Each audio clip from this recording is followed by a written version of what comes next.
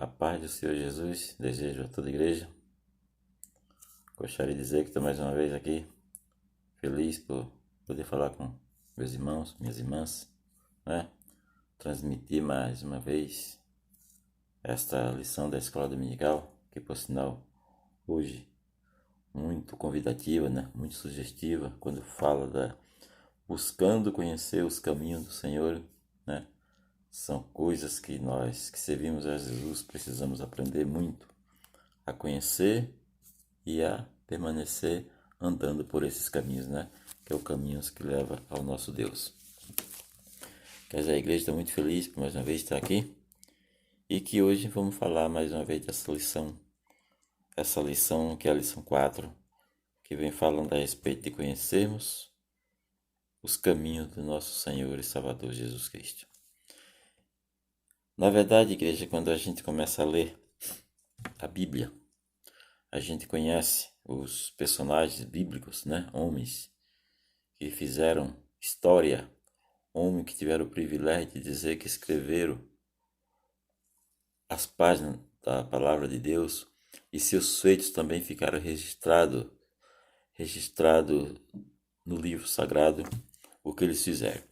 E quando a gente vê homens como Abraão, como Isaac, Jacó, Moisés, Josué, Samuel, os juízes, profetas, homens que fizeram muito trabalho para o seu, naquela época, né? Homens que ficaram marcados na história. E a gente fica observando, mas por que ele era diferente de nós? Não era. Eles eram homens igual a nós. Só que eles tinham algo em comum entre todos eles, né? Que foi o motivo da vitória de cada um, que era chamado fé. Foi pela fé que eles venceram todas as lutas, todas as dificuldades, né? Nessa lição hoje nós vamos ver um homem muito conhecido da Bíblia, o rei Davi, o homem que a Bíblia diz que era segundo o coração de Deus. E a gente vê também que foi um homem que falhou, mas foi um homem que venceu, foi o herói de Deus, aquele que venceu aquele gigante, onde nenhum homem teve coragem de enfrentar aquele gigante. Ele chegou e no nome de Deus, ele enfrentou e venceu aquele gigante para desmoralizar o inimigo e para mostrar que Israel tinha um Deus que podia todas as coisas. Não importava que o inimigo fosse grande, que fosse poderoso. O servo de Deus, no nome de Deus, foi lá e venceu aquele gigante para deixar como exemplo o poder que tem o povo de Deus. Mas a gente observa nessa lição aqui, no Salmo 25, né? Davi fazendo uma oração onde ele derramou sua alma, mostrou suas fraquezas para o Senhor, né? Derramou ali todos os sentimentos diante da presença de Deus, mostrando que os inimigos o perseguiam, né? Davi foi muito perseguido, foi um homem que passou por muitas lutas e dificuldades, mas ele tinha uma característica que fazia que ele vencesse. Quando Davi se via em dificuldade, ele se aproximava do Senhor, ele orava a Deus, ele era grato a Deus quando vencia a batalha, ele derramava seu coração diante de Deus quando ele estava em aflição. Davi não tinha vergonha de se abrir o coração para Deus, né? Coisas que nós também, como povo de Deus, temos que ver essa característica desse servo de Deus e muitas vezes precisamos fazer isso, abrir nosso coração para Deus. Ali sai a angústia, sai a tristeza, sai o medo, sai tudo que é ruim, né? E se aproxima de nós, vem para nós a paz, a alegria e a confiança que só o nosso Deus pode trazer para nós. Então, nessa lição, vamos falar um pouco a respeito desse homem de Deus, né? Desse Salmo 25, chamado de Salmo acróstico, né? Acróstico, que diz que cada verso começa por que é acróstico? Porque cada verso começa com uma letra diferente do alfabeto hebraico, com algumas irregularidades. Os acrósticos servem para memorizar o alfabeto hebraico e o conteúdo nele enunciado ou demonstrado, né? Então, a atitude de Davi nessa oração, né, demonstra dois aspectos que nos servem de lição. Primeiro, Davi faz na sua luta, na sua guerra, faz o quê? Uma oração. Mas como é essa oração de Davi? Ele apresenta as suas súplicas a Deus e ele fala, igreja, assim, uma coisa que chama muito a atenção nesse salmo é a maneira como Davi se dirige a Deus. Ele abre o coração para Deus, ele mostra as suas dificuldades, as suas aflições, mas ele faz um salmo, ele faz uma oração aonde é uma conversa de mão dupla, ele conversa com o Senhor e escuta e entende o Senhor, né? À medida que ele vai falando com Deus, ele vai entendendo as características de Deus, ele vai entendendo a grandeza e o poder de Deus, né? Então ele faz, vamos chamar assim, de uma oração meditatória, né? Onde ele ora contando a Deus as suas dificuldades, mas ele também medita no que ele entende da parte de Deus, né? Porque quando ele percebe os atributos, a grandeza de Deus, Davi se prostra diante do Senhor. Igreja, como é gostoso a gente entender, né? O tamanho que é o nosso Deus. A gente compreender a bondade e a grandeza que ele tem. Porque quando fazemos isso, primeiro nós entendemos que não passamos de pó e cinza, né? E entendemos também que temos um grande, mas um grande protetor, chamado Deus. Aquele que cuida dos céus, que cuida da terra, que cuida do mundo físico, do mundo espiritual, de todas as coisas existentes. Tem poder para uma palavra sua resolver qualquer situação, né? E nesse momento, quando Davi viu os atributos de Deus, ele refletiu no grande poder que é o nosso Deus, no quão grande é o nosso Deus, né? E aquela visão, aquele entendimento que Davi teve do Senhor, trouxe o quê? Trouxe alegria, trouxe paz e trouxe confiança. Ali Davi derramou toda a sua aflição e se alegrou na presença do Senhor, né? Como diz aqui, Davi derrama sua alma, como a oração de Davi, né? Davi derrama sua alma de forma profunda, fazendo a Deus os seguintes pedidos, né?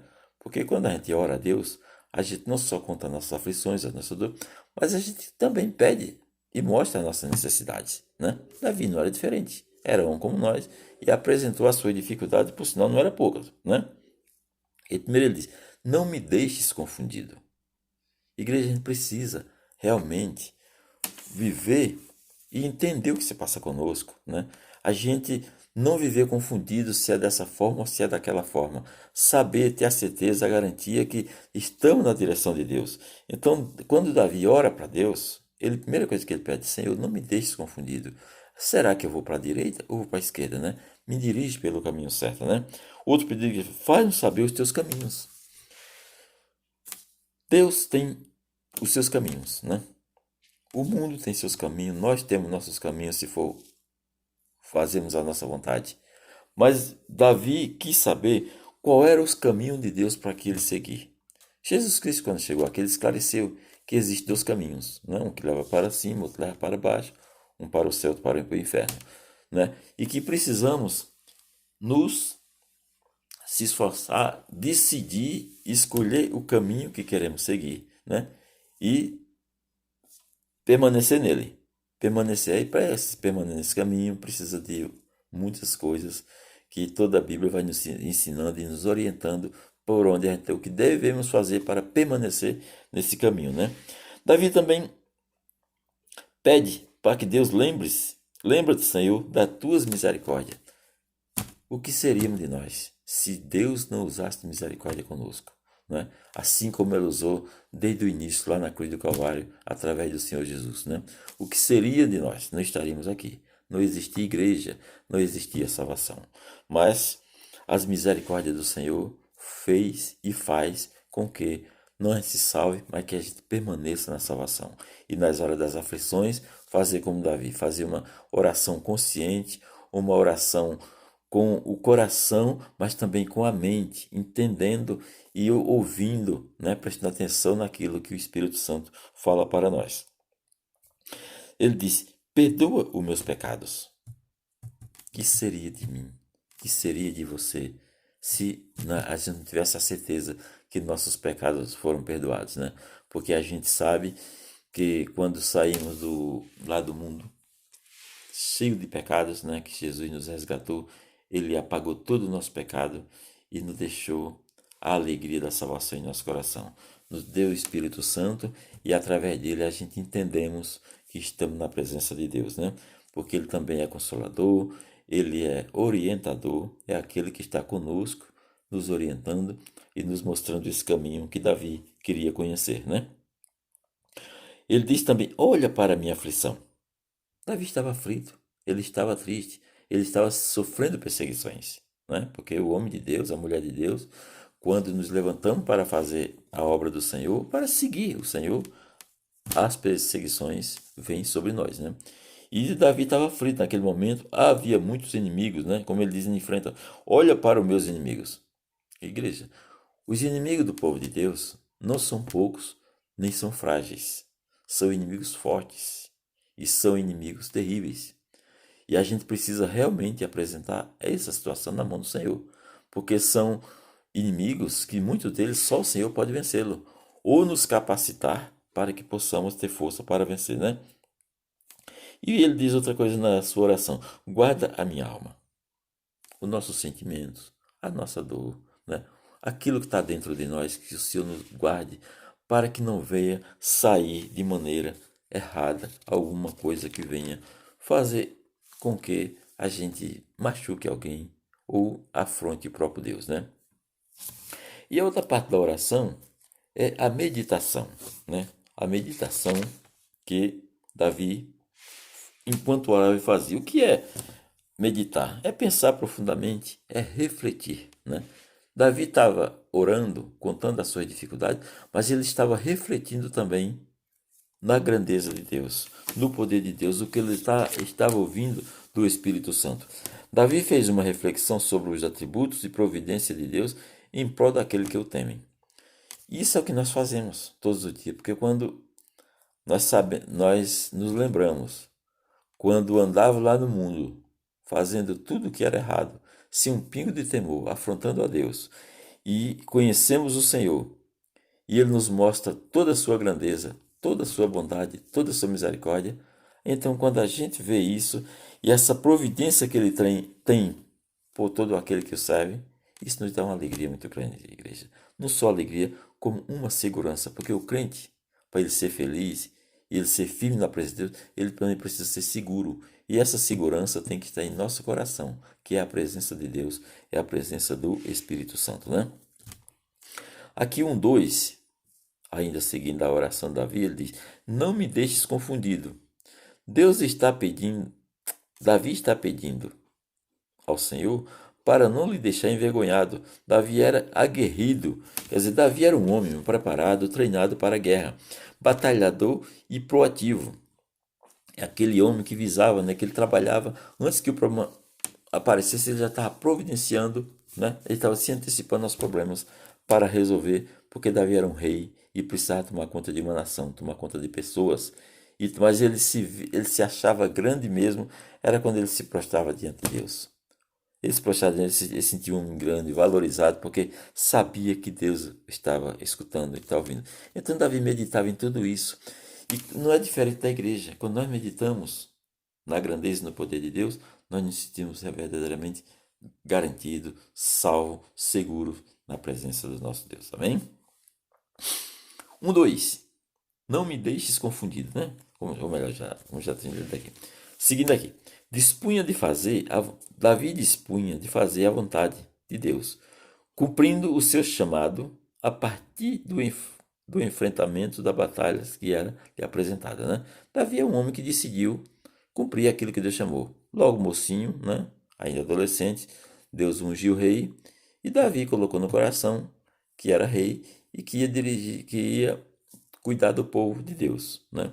Então Davi colocou aquele chamado no coração e o que fosse necessário ele faria, como fez, aguardou, não, apesar de Saul perseguir, né, ele não afrontou Saul, aguardou o momento certo dele cuidar de Israel, porque ele sabia que era promessa de Deus e não do homem. Então, tudo que vem de Deus tem o seu modo, tem a sua hora e a gente tem que aguardar em paz, porque Deus vai dar no momento certo, na hora certa, né?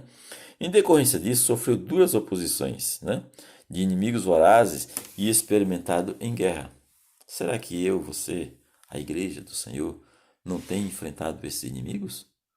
Irmãos, a gente não vê o mundo espiritual, mas o mundo espiritual maligno trabalha contra nós, trabalha contra a igreja, e eles fazem planos contra o povo de Deus, principalmente aqueles que dão fruto na obra do Senhor, aqueles que têm amor a Deus, aqueles que trabalham para melhorar o seu caráter, para agradar ao Senhor e não ter que machucar ninguém, porque o homem de bom caráter, né, ele sabe como conviver com seus semelhantes sem o machucar, né? Então, tudo isso faz com que inimigos se levantem contra nós. E eles não são de brincadeira, são inimigos realmente preparados para a guerra, né? Ao fazermos a vontade de Deus, podemos atrair diversas oposições, né? Os opositores são mestres em seus propósitos. Então, os opositores de Deus, da igreja, são muitas vezes o inimigo usando homens, né? Porque ele usa homens, né? Como seus agentes para perturbar outras pessoas, especialmente o povo da igreja, né? Então precisamos estar.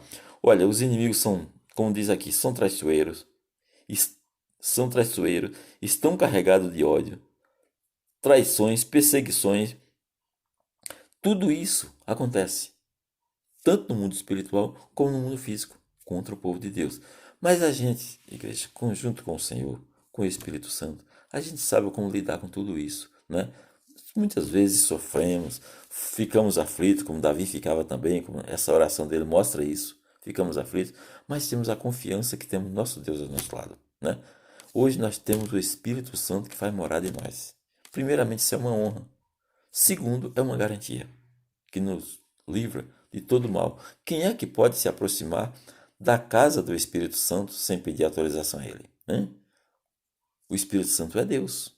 E ele, como Deus, alguém pode se apresentar ou pode tocar nessa casa espiritual sem pedir ordem a ele? Não pode. Então, por isso que nós verdadeiramente estamos garantidos na presença de Deus. Amém? 1:3. Perdoa meus pecados. Davi pede ao Senhor que não se lembre dos seus pecados da mocidade. Um dos motivos de eu ser muito feliz com o Senhor e feliz comigo mesmo é justamente esse. É eu saber que eu me converti um pouco tarde, né? E na minha mocidade eu pequei muito. Não é que hoje não seja pecador, mas hoje eu sou um pecador remido. Naquela época eu era um pecador que não conhecia o Senhor. Então, mas quando eu conheci a Deus, Ele me resgatou. A primeira coisa que eu tive a certeza é que Ele perdoou todos os meus pecados. Ele passou a borracha, pegou todo o meu pecado e jogou lá no mar do esquecimento. E eu me tornei, como diz lá o livro de Isaías, no capítulo 1, e fiquei branco como a lã. Não só eu, mas todos aqueles que foram chamados pelo Senhor e todos aqueles que confessaram seus pecados tiveram eles perdoados e se tornaram branco como a lã. Então hoje só é a gente continuar, se esforçar para continuar na presença de Deus, né? Branco como a lã, porque foi o nosso Deus que nos perdoou, né? O homem tem plena confiança, plena facilidade de transgredir a lei de Deus, né? A gente perdeu essa capacidade de transgredir a lei de Deus. Certo? Qualquer vacilo que a gente pode transgredir a lei de Deus. Alguns motivos. Várias famílias foram destruídas por causa do adultério. A gente sabe que o adultério é uma das causas que mais tem destruído família nesse mundo. Mais tem destruído famílias neste mundo, né?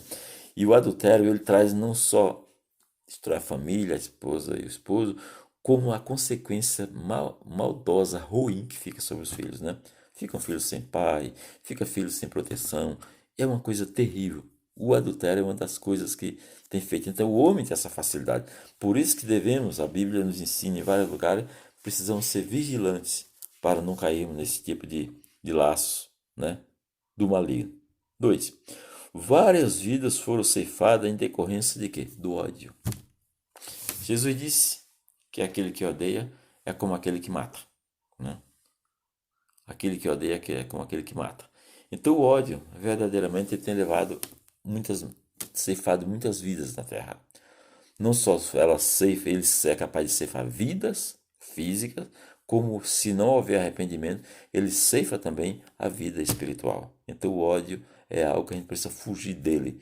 E para isso a gente precisa fazer o quê? Desenvolver o fruto do Espírito. O amor, a paciência, a longanimidade, a produção, tantas coisas que precisamos desenvolver para que a gente fuja desse mal chamado ódio que tem destruído tantas pessoas e tem acontecido tanta maldade sobre a terra, né? 3. Diversos ministérios reduziram-se a pó em decorrência de quê? De uma mentira. A mentira é tão grave a mentira, que o Senhor Jesus disse que o pai da mentira é o diabo. Então, realmente, ela de onde ela vem, ela não pode ser coisa boa. Então, a mentira é algo altamente destrutiva. Isso pode acontecer para a mentira pequena, a mentira grande, mas aonde houver uma mentira, a coisa ruim acontece. A própria Bíblia diz: os mentirosos, quem mente ou quem ama mentira, não pode entrar no céu. Então, igreja, a mentira é algo terrível e ela tem destruído muitas coisas, inclusive ministérios, porque muitas pessoas muitas vezes são vítimas, né, de mentiras e essas mentiras fazem com que muitas coisas possam se perder. Então precisamos estar com muito cuidado, ter muito cuidado ao abrir nossa boca e andar com a verdade. Por isso que a Bíblia diz que o trono do Senhor é feito em cima da verdade e em cima da justiça. Então precisamos estar com muito cuidado com isso. E Davi, reconhecendo tudo isso, qualquer coisa que vinha sobre ele, ele levava para onde? Aos pés do Senhor, aos pés do seu Deus, para buscar o perdão e novamente se sentir seguro. Ele diz, em outra parte, que enquanto ele se calou, os seus ossos apodreceram, mas quando ele confessou o seu pecado, ele sentiu-se novamente liberto. Então, é a confissão da nossa falha, dos nossos pecados, que faz com que a gente se sinta livre e liberto.